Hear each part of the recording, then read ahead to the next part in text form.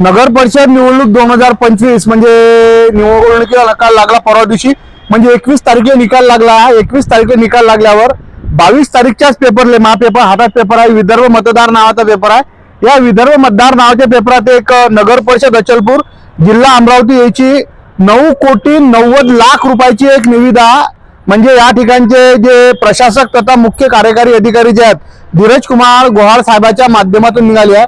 नगर परिषदचा निकाल 21 तारखेला लागला आणि 22 तारखेलाच 9,90,00,000 रुपयाची निविदा लागल्याच्यानं एकदमच मला धक्का बसला ना, बाप्पा बाप्पा बाप्पा म्हटलं.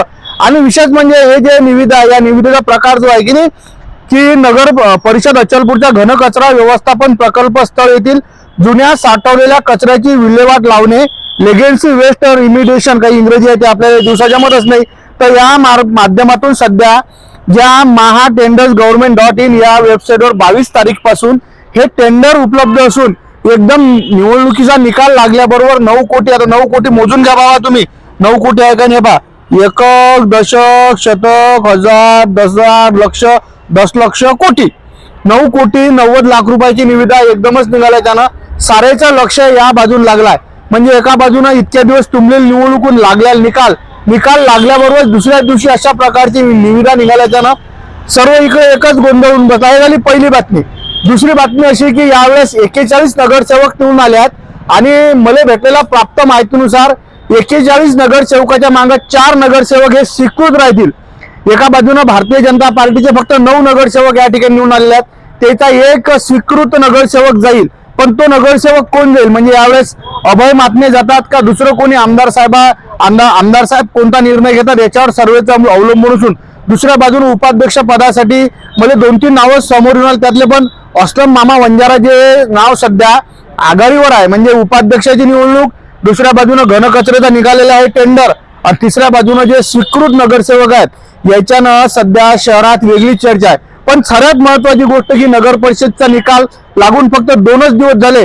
2 दिवस काय, 21 ला निकाल लागला आणि 22 तारखेला घनकचरा व्यवस्थापनाचा निघाला ठेका.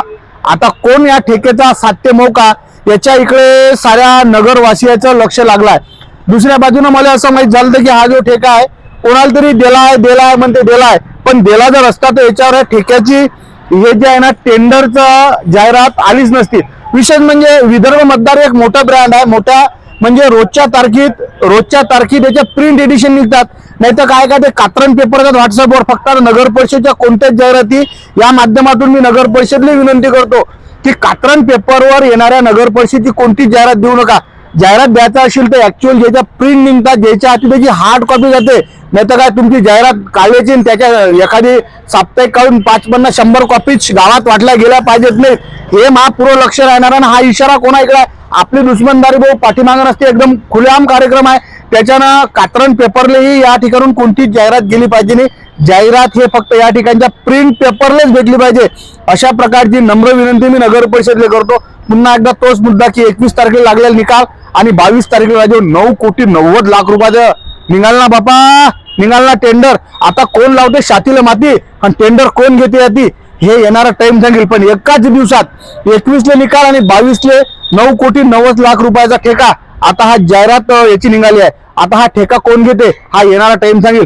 पण झाला आता नगर परिषदमध्ये प्रशासक आज संपलं असून या ठिकाणी आता लोकल बॉडी बसल्याच्यानं येणाऱ्या कालखंडात शहराच्या विकासाकडे सारेचं लक्ष लागणार आहे.